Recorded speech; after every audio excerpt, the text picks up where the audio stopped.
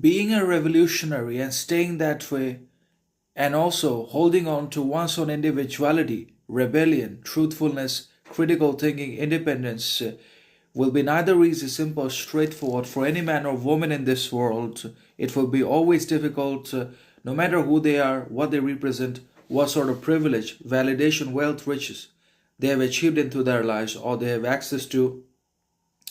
It's not about all of those external, arbitrary possessions, accomplishments, or achievements. It's about inward power, it's about confrontation with the unconscious content and acknowledgement of the shadow material, which we always repress, deny, and refuse in ourselves to see in our actions, behaviors, habits. There is always the mark of the shadow and the unconscious, slowly or gradually, secretly, subtly controlling and governing the different faculties, decisions, relationships in our lives, which eventually ends either in desire, lust, or in failure, misery, heartbreak for ourselves in one way or another. Because the modern people do not have the desire to either be good or to be truthful, authentic, or to achieve transcendence, transformation into their lives.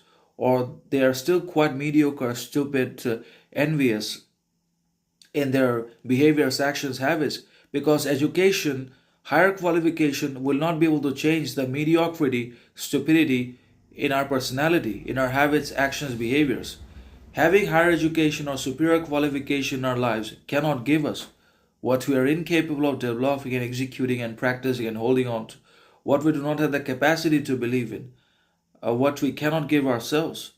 And if we refuse or deny hard work, and if we do not embrace suffering, pain, misery into our lives, then we won't achieve some kind of permanent and concrete foundational happiness, authenticity, truthfulness, invincibility, individuality in our lives either. So obviously, when it comes to the revolutionary, the obviously defiant, rebellious individual, the man of basic individual authenticity, the individual critical thinking, independent decision making man capable of sovereign behavior and free attitude, critical thinking at every step, either becomes transformative and starts helping elevating the other's ignorance, arrogance with his knowledge, wealth, riches, or in whatever ways, whichever he possibly can, or he becomes tyrannical, dictatorial, dangerous.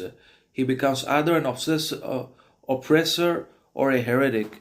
So, man is the epitome of the capacity for both good and evil at the same time. Depending upon the shift in the mindset, we can become anything which we cannot even understand. So, the unconscious needs to be in